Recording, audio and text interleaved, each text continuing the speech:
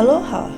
Welcome to Weaving Voices, Connecting Community Through Hawaii Life Stories, a podcast series in partnership with the Center for Oral History at the University of Hawaii Manoa, the Hawaii'i Council for the Humanities, and Hawaiʻi Public Radio that features excerpts from the archive of over 800 interviews of Hawaii women and men at the UH Manoa Center for Oral History in the Department of Ethnic Studies, College of Social Sciences.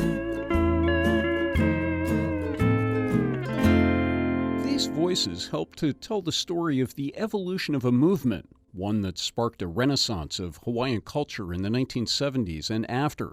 It also had tragic elements, including the deaths of two of its leaders, George Helm and Kimo Mitchell.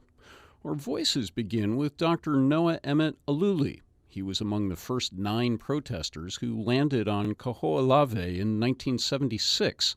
At that time, he was in the first class of students at the University of Hawaii John A. Burns School of Medicine. Today, he's a physician in family practice on Molokai.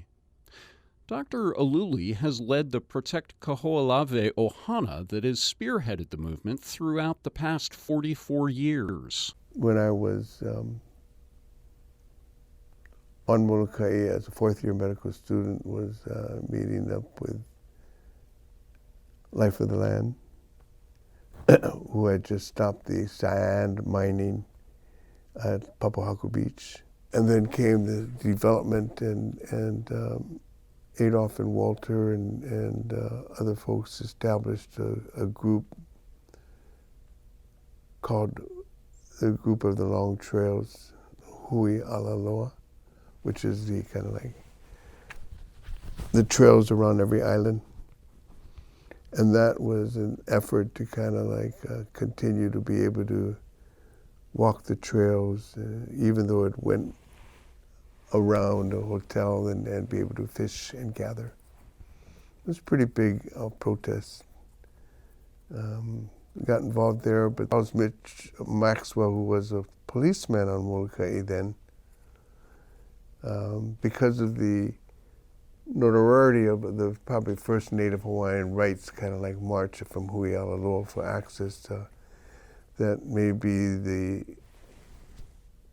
the group would come over and join the fishermen who kind of like were needing to expand their fishing resource and couldn't really they had to sneak to Kahoʻolawe, so it was a fisherman's protest, and it was also hunting because there's a lot of goats on Kahoʻolawe. So we land and we set up and talking story and comes the Coast Guard warning us that the marshals will land and they would arrest us. Meanwhile, myself and Walter just kind of like just went out of sight. We didn't want to get picked up. We just wanted to make it worth our while and not just for show. We kind of like watched the 7 guys get picked up and taken back on the Coast Guard boat. And then we just started exploring slippers, shorts,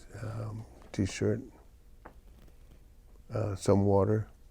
The military was there the next day, handcuffed us, took us into their helicopter, and dropped us off at Kahului Airport, and let us go, and gave us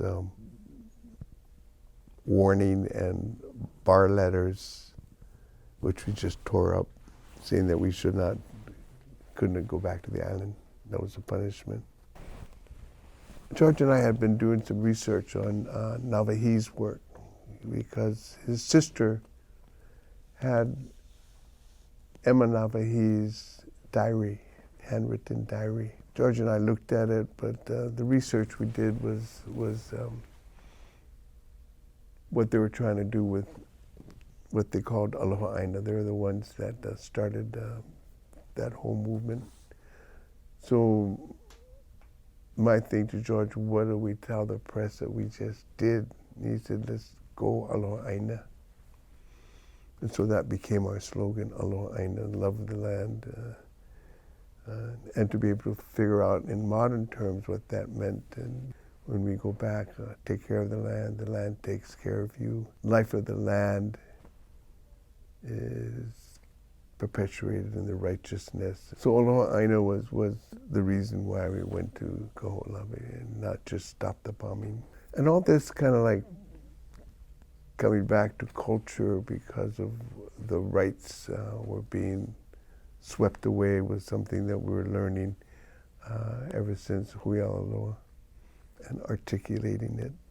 Dr. Noah Eluli, one of the first protesters who landed on Kahoʻolawe in 1976.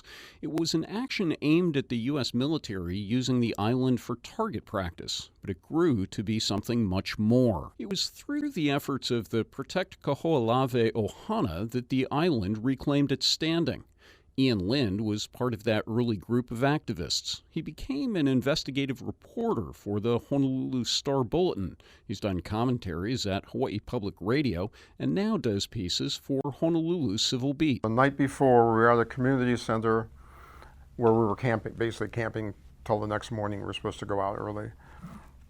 And people were flying in from all over. And I didn't know many people, and I kind of wandered around listening. It was very clear that, we were there to have this demonstration on Kahoʻolawe, but everyone was there for their own reasons. They all came from communities. They had their own community struggles, their own issues.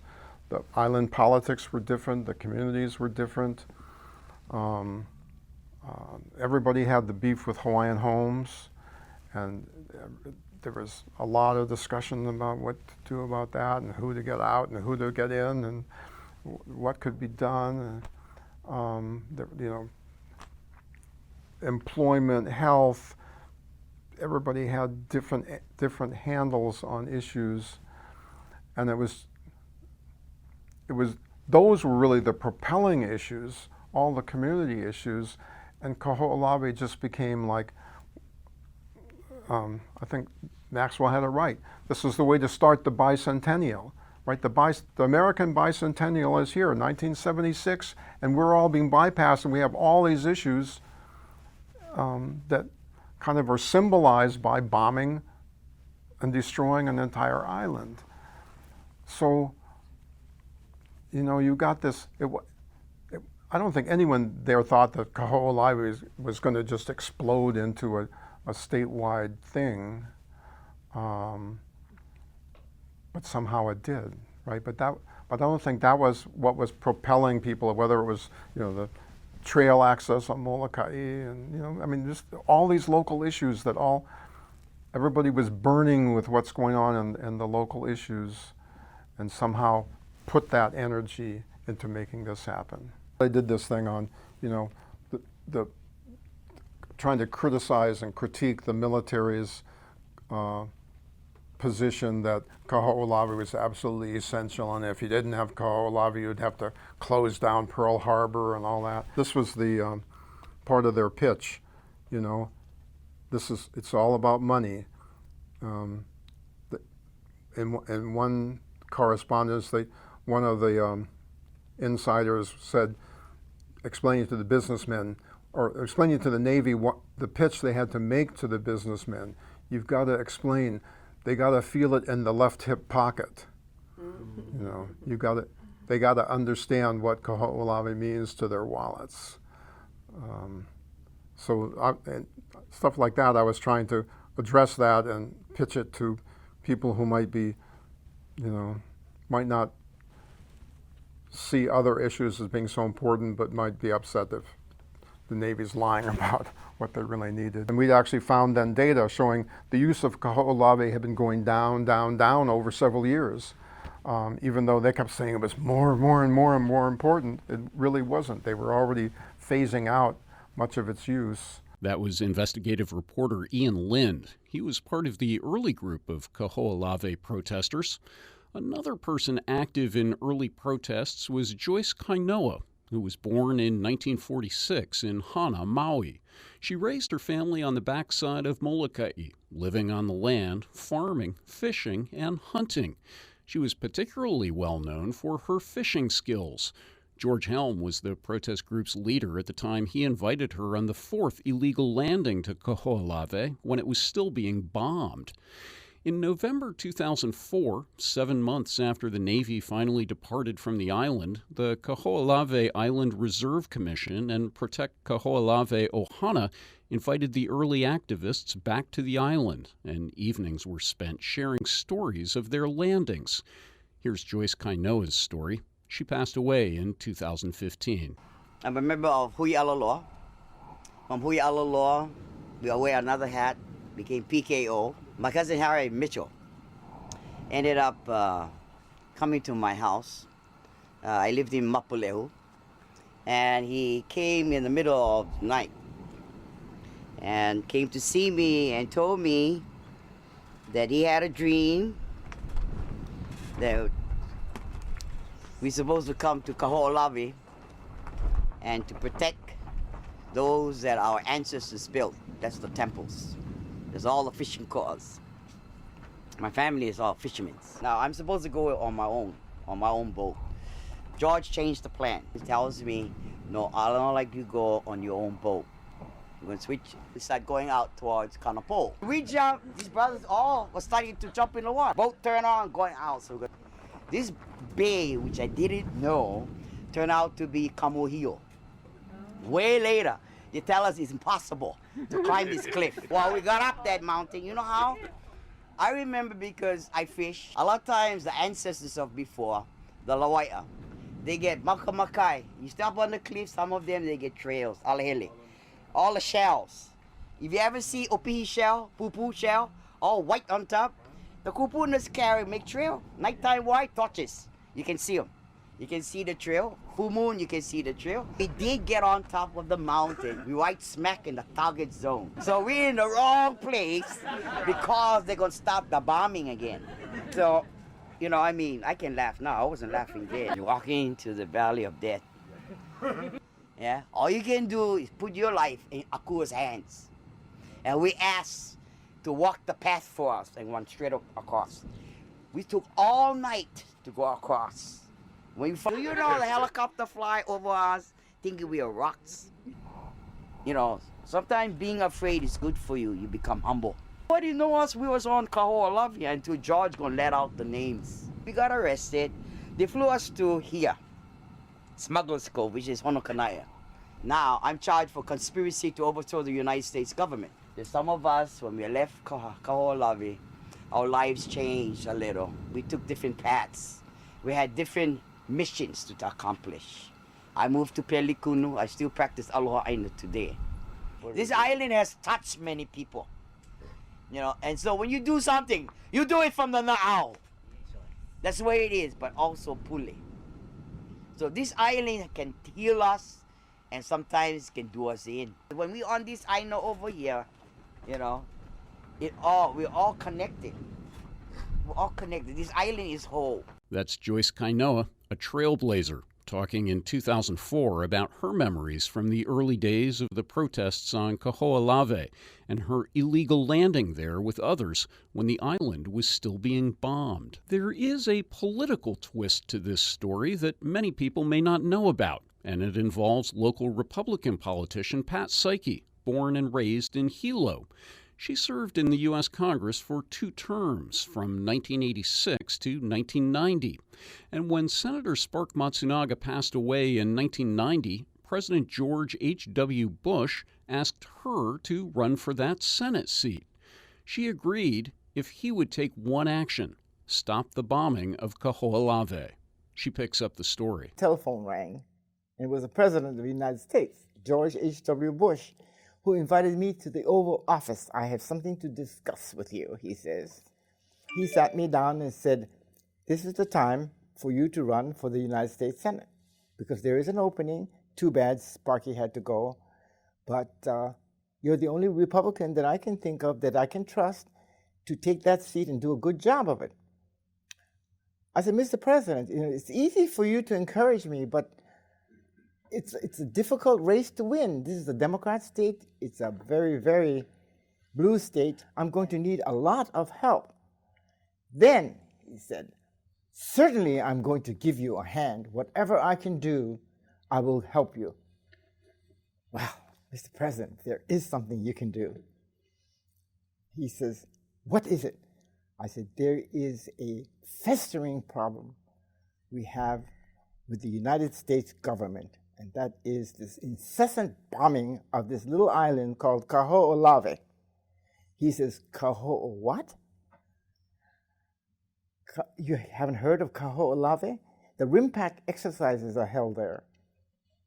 And it was ordered by Dwight D. Eisenhower a long time ago by executive order to use that island, for their exercises, to sharpen their horns. And I said, it's a travesty and a violation of a whole culture that's going on. The Hawaiian culture believes in Kahoʻolawe as sacred territory. Besides that, the bombing is affecting the windows, the rattling windows on the next island of Maui. And by the way, it affects Ka'anapali Golf Course. Now, George H.W. Bush is an avid golfer, you know that. He says, Ka'anapali. I said, right, absolutely. It's right there on the coast. And these islands, one of these days, an errant bomb is going to land on Maui, and we're going to really have a crisis. So I said, you have to do everything you can to stop it. Now, I said, I don't know, the Democrats have tried for years and years and years to stop the bombing of Kahoʻolawe, but I don't know if they've done their homework, because I did. Dwight D. Eisenhower, by executive order, allowed for the bombing. You, as president, can issue an executive order canceling that one and restore the island to the Hawaiian people. He turned around and he told John Sununu, do it. What a great slice of Oval Office history. Congresswoman Pat Saiki. She did wind up losing that election to Senator Daniel Akaka, but she forced that action on Kahoʻolawe. We'll talk more about that in a bit, but I did want to move on to our next voice today from the world of hula. Kavika Puo Kalani Frank Hewitt started a hula halau in 1978, following studies with many famous kumu hula, including Emma DeFries and Edith Kanakaole. He talks about how he was drawn into the protest movement around Kahoʻolawe. I think at that time everybody was looking, not many kupuna were supportive of what was going on. Right. We have very similar challenges today as we had back then. Not everybody was supportive. In fact, the thing we heard a lot was, you're never going to get the island back. Oh, Auntie Emma believed we were going to get the island back. We did a ceremony, and then I went with Auntie Emma. I was her kikihanai. Auntie went with me, and I knelt on the ground, and I had my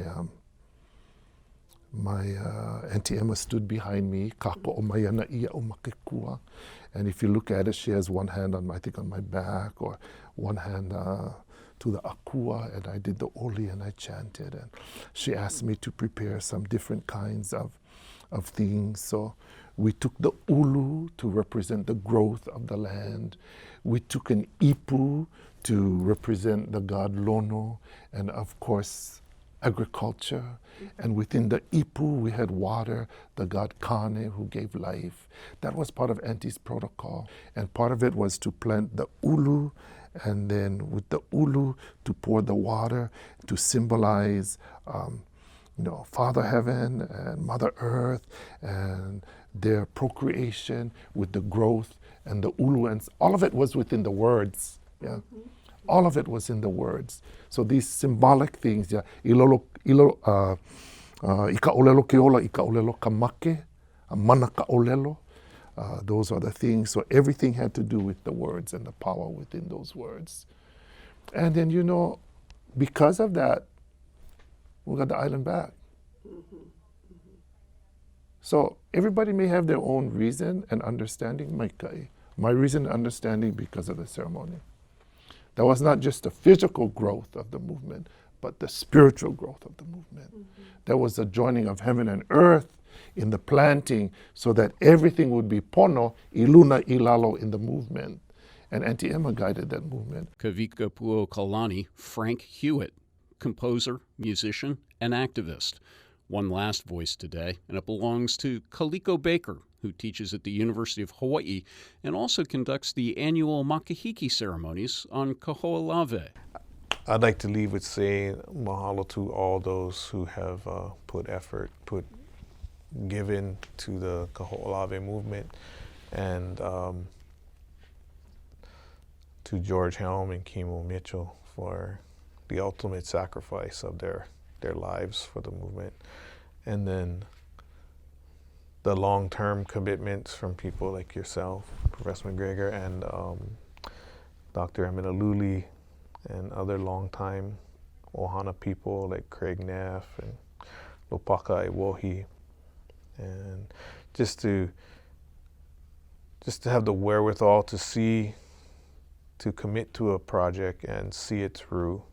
And talking about like a project like it's a classroom assignment, but anyway, it's such a grand scale endeavor as that is the regreening of Kahoʻolawe. So with that, I give my utmost mahalo and aloha to all those who have come before. And hopefully, I'll be around to high five the next generation as I get old. Yeah, that's it. Kaliko Baker completing a set of compelling and inspiring voices on Kahoʻolawe. For the Center for Oral History and Hawaiʻi Public Radio, I'm Bill Dorman.